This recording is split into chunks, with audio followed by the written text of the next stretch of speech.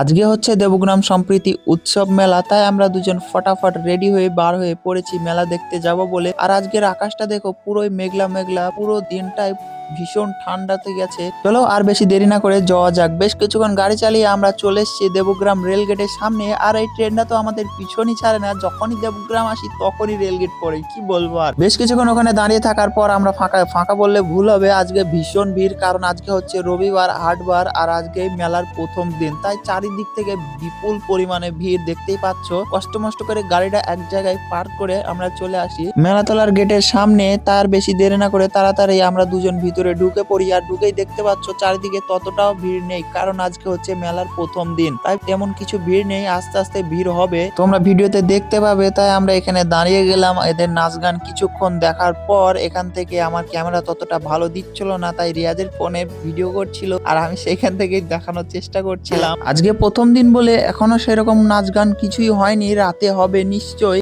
এখনো তো নাগরদোলাই ঠিক হয়নি। চলো এর পরের ভিডিওতে ফুল ভালোভাবে দেখাবো তোমাদের। ভালো লাগলে লাইক করে দাও। Bye bye.